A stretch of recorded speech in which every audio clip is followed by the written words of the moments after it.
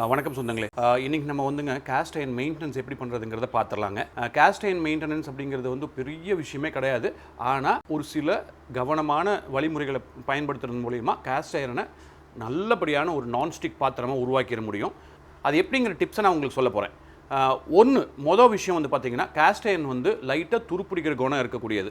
அதனால் ஒவ்வொரு தடவையும் நீங்கள் விளக்கு எடுத்து வச்ச உடனே அதுக்கு மேலே இருக்கிற சர்ஃபேஸில் இருக்கிற தண்ணியை வந்து தொடச்சிட்டு, அதுக்கப்புறம் வந்து ஒரு வேளை தேவைன்னா அது கொஞ்சம் சூடு பண்ணிங்கன்னா அதில் இருக்கிற தண்ணி கம்ப்ளீட்டாக போயிடும். அதுக்கு மேலே லேசாக ஒரே ஒரு ட்ராப் ஆயிலை எடுத்து ஒரு துணியை வச்சு நீங்கள் க்ளீனாக தொடச்சிட்டிங்க அப்படின்னா உங்களுக்கு அது வந்து மேலே வந்து ஒரு கோட்டிங் மாதிரி அப்ளை ஆகி அது வந்து காற்று படாமல் துருப்பிடிக்காமல் அழகாக இருக்குங்க. ரெண்டாவது முக்கியமான விஷயம் என்னன்னு பார்த்தீங்கன்னா, இதில் வந்து புளி மாதிரியான பொருட்களை பண்ண வேண்டாம். அதாவது நீங்கள் வந்து சாம்பாருக்குள்ளே புளி ஊற்றி சமைக்கிறதுங்கிறது சாதாரண வேலை, அது வந்து தாராளமாக பண்ணலாம். டொமேட்டோ சட்னி அழகாக பண்ணலாம், அதெல்லாம் ஒன்றும் ப்ராப்ளம் கிடையாது. நீங்கள் அசிட்டிக் மாதிரி ஏதாவது நீங்கள் புளினா, நான் சொல்கிறது வந்து லெமன் தாள், இப்போ லெமன் வந்து ஊறுகாய்க்காக பண்ணுறப்ப அதில் வதக்கி எடுக்கிறது, அது பண்ண வேண்டாம். அப்புறம் வந்து பார்த்தீங்கன்னா புளி, வெறும் புளியை ஊற்றியே புளி கரைசல் வந்து பண்ணுவீங்க இல்லையா, அதை பண்ண வேண்டாம். இந்த ரெண்டு தவிர நீங்கள் வந்து கேஸ்ட் அயர்னில் எல்லாமே பண்ணலாம். மூணாவது மிக முக்கியமான விஷயம் பார்த்தீங்கன்னா, இந்த தோசைக்கல் பயன்படுத்துறப்ப இதை நீங்கள் தேவையே இல்லாமல் போட்டு டெய்லி கழுவ வேண்டாம். ஒரு தடவை நீங்கள் தோசை ஊற்றி எடுத்துட்டீங்க அப்படின்னா அதை எடுத்து அப்படியே வச்சிருங்க. திருப்பி நீங்கள் நாளைக்கு எடுத்து தோசை ஊற்றுறதுக்கு முன்னாடி ஒரு தடவை வாஷ் பண்ணிட்டு சாதாரணமாக நான்ஸ்டிக் யூஸ் பண்ணுற மாதிரியே பண்ணிக்கலாம். இல்லை நீங்கள் வந்து அந்த தடவையும் மறுபடியும் நீங்கள் கழுவுறீங்க அப்படின்னா இங்கே ஒன்றே ஒன்று ஞாபகம் வச்சுக்கோங்க, அது திருப்பியும் வந்து அடுப்பை ஆன் பண்ணி அதை சூடு பண்ணி அதில் இருக்கிற தண்ணி போக்கடிச்சிட்டு அதுக்கு மேலே வந்து ஆயில் அப்ளை பண்ணி வச்சிருங்க. ஸோ அதனால தான் சொன்னேன் செகண்ட் டைம், அதாவது சமைச்சு முடிச்சோன்னா கழுவு வேண்டாம். அதனால தான் சொன்னேன் கழுவி வச்சிங்க அப்படின்னா நீங்கள் இந்த மெயின்டெனன்ஸ் மாத்திரம் பண்ணிக்கோங்க தோசைக்கல்ல பொறுத்தளவுக்கு. ஸோ இந்த தோசைக்கல் பொறுத்தளவுக்கு வந்து இப்போ இதில் எப்படின்னா, இதுக்கு மேலே எந்த விதமான கோட்டிங்ஸும் கிடையாதுங்க. இப்போ இது இந்த பிளாக்காக இருக்கிறது என்னன்னு கேட்டிங்கன்னா, இது வந்து சீசனிங். இப்போ வந்து இந்த சீசனிங் எப்படி பண்ணுறோம் அப்படின்னா, வெஜிடபிள்ஸ் ஆயில்ஸை வந்து தடவி அதை நம்ம ஓவனில் கிட்டத்தட்ட ஒரு 2 மணி நேரம் 3 மணி நேரம் ஒரு ஹை டெம்பரேச்சரில் வச்சிருப்போம். ஸோ அது வந்து சீசனிங் ஆகி நம்மளுக்கு பக்குவத்துக்கு வந்துடும். இது வந்து ஈஸியாக நம்மளால தோசை சுட்டு எடுக்கிற மாதிரியான ஒரு பாத்திரமா அது மாறிடும். ஸோ இந்த சீசனிங் வந்து திருப்ப போகுமான்னு கேட்டால் போகும். நீங்கள் வந்து ஒரு வேளை நீங்கள் தோசைக்கல்ல ரொம்ப நேரம் வந்து மறந்துட்டீங்க, அதாவது கேஸ் ஆஃப் பண்ணுறதுக்கு மறந்துட்டீங்க, அரை மணி நேரம் 1 மணி நேரம் ட்ரையாக வந்து அது இதாகிடுச்சு அப்படின்னா அடுத்த தடவை தோசை ஊற்றுனீங்கன்னா வராது. அதுக்கு என்ன பண்ணுங்க அப்படின்னா, திருப்பியும் வந்து ஆயில் மேலே வந்து அப்ளை பண்ணி 4-5 துண்டு வெங்காயத்தை வந்து நல்லா அதிகமாக நறுக்கி போட்டு அப்படியே ஆன் பண்ணி ஹை ஃப்ளேமில் புகை போகிற அளவுக்கு விட்டுருங்க.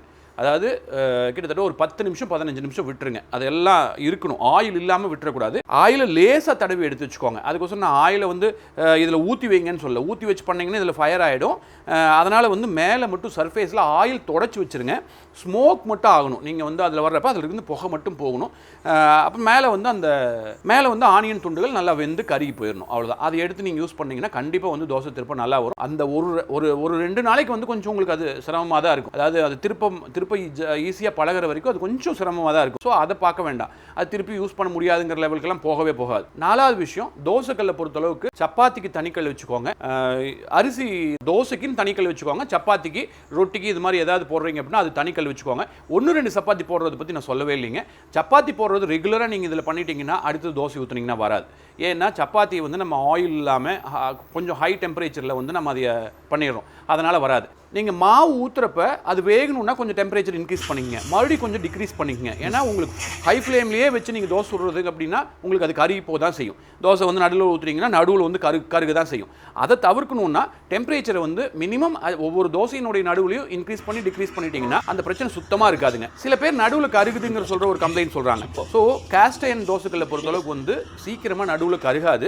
காரணம் என்னென்னு பார்த்தீங்கன்னா, கொஞ்சம் ஓரளவுக்கு வந்து ஹீட்டு வந்து ஈவனாக வந்து பரவுறதுனால வந்து ஓரளவுக்கு வந்து அந்த மாதிரியான ப்ராப்ளம்ஸ் கொஞ்சம் கம்மியாக இருக்கும். பட் அதில் எப்படி வருதுன்னு பார்த்தீங்கன்னா, சின்ன பர்னரில் வச்சு தீண்டி விட்டுட்டிங்கன்னா அந்த சூடு நடுவில் மட்டும் நல்லா ஏறி இருக்கும், சைட்லலாம் வந்து அப்ளை ஆகாது. அதனால தான் நான் வந்து பெரிய பர்னரில் வச்சு டெம்பரேச்சர் அட்ஜஸ்ட் பண்ணி ஒவ்வொரு வாட்டியும் நீங்கள் அட்ஜஸ்ட் பண்ணிங்கன்னா உங்களுக்கு ஈஸியாக வந்து அந்த தோசை வந்து நல்லா வந்து சேரும்.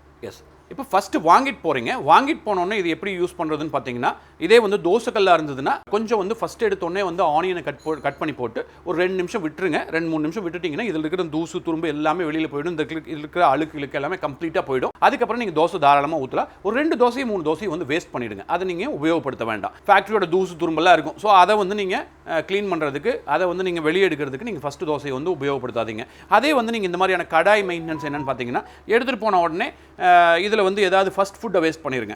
நீங்கள் அது என்ன காய்கறிகளோ ஏதோ ஒரு சீப்பாக இருக்கிற காய்கறிகளை போட்டு இல்லாட்டி ஏதாவது கஞ்சி மாதிரி ஏதாவது வச்சு கூட நீங்கள் வேஸ்ட் பண்ணிவிடுங்க. ஃபஸ்ட்டு ஃபுட்டை வந்து யூஸ் பண்ண வேண்டாம்.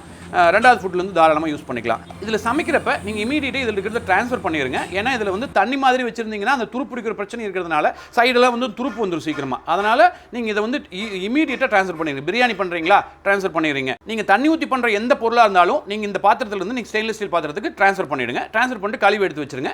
கழுவி எடுத்து வைக்கிறப்பையும் அப்படி தான் அந்த க்ளீனாக மறுபடியும் வந்து ஆயில் தடவி எடுத்து வச்சுருங்க. அந்த தண்ணி இருக்கக்கூடாது. தண்ணியை வந்து ஒரு துணி போட்டு தொடச்சிருங்க. இல்லைன்னா அடுப்பில் கொஞ்சம் நேரம் வச்சிங்கன்னா அந்த தண்ணி எல்லாம் வந்து போயிடும்.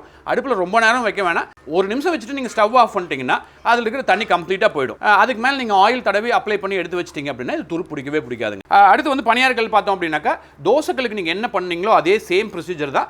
எடுத்துகிட்டு போன உடனே நீங்கள் இந்த எல்லா இதுலேயுமே வந்து கொஞ்சம் கொஞ்சம் வெங்காயத்தை வந்து வெட்டி போட்டுருங்க. வெட்டி போட்டு அந்த ஃபஸ்ட் ஃபுட்டை வேஸ்ட் பண்ணிவிட்டு நீங்கள் ரெண்டாவது தடவை யூஸ் பண்ணிக்கலாம். அதே மாதிரி கழுவி வைக்கிறப்பையும் அப்படி தான் அதே மாதிரி ஆயில் தடவி எடுத்து வச்சுருங்க. மற்றபடி கொண்டு போனோடனே இந்த ப்ராடக்ட்ஸ் எல்லாமே வந்து யூஸ் பண்ண முடியும். எல்லாமே சீசனிங் பண்ணது தான்.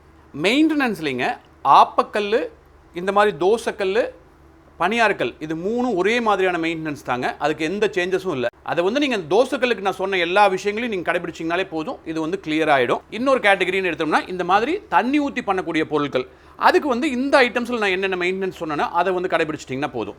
அதாவது பிரியாணி பாத்திரம், இந்த பாத்திரம், கடாயி, இந்த மாதிரியான ஐட்டம்ஸ், தண்ணி ஊற்றி பண்ணக்கூடிய ஐட்டம்ஸ் எல்லாமே ஒரு வகையை சார்ந்தது. அதில் கடாய்க்கு இரும்புலையெல்லாம் எந்த வித்தியாசமும் இல்லைங்க, அது நினச்சிக்க வேண்டாம். ஆனால் அதை வந்து நீங்கள் உபயோகப்படுத்துறதுல வந்து வேறுபாடு இருக்கிறதுனால அதனுடைய மெயின்டெனன்ஸும் கொஞ்சம் வேறுபடுது, அவ்வளோதான். இதுதான் வந்து நம்மளுக்கு அந்த தண்டவாளக்கல்னு சொல்லுவோம் இல்லைங்களா, அதாவது ஷீட் அயன். இதில் வந்து பார்த்தீங்க அப்படின்னாக்கா கேஸ்ட் அயன் இல்லை. ஸோ ஷீட் அயனுக்கும் கேஸ்ட் அயனுக்கும் ஒன்றும் பெரிய வித்தியாசம்லாம் ஒன்றும் கிடையாது. நீங்கள் எதில் வேணால் தாராளமாக உபயோகப்படுத்தலாம். கேஸ்ட் அயனை பொறுத்தளவுக்கு வந்து கொஞ்சம் மண் கலந்துருக்கும், கார்பன் கலந்துருக்கும். இதில் வந்து கார்பன் கண்டென்ட் வந்து ரொம்ப கம்மியாக இருக்கும். அதனால் வந்து இது வந்து ஷீட்டாக இருந்து கட் பண்ணி எடுக்கிறது. இதெல்லாம் வந்து நம்மளுக்கு மோல்டில் ஊற்றி எடுக்கிறது. ஸோ இதனுடைய வடிவத்தை நம்மளால் வந்து மாற்ற முடியாது. இது வந்து வேற வளைக்க முடியாது.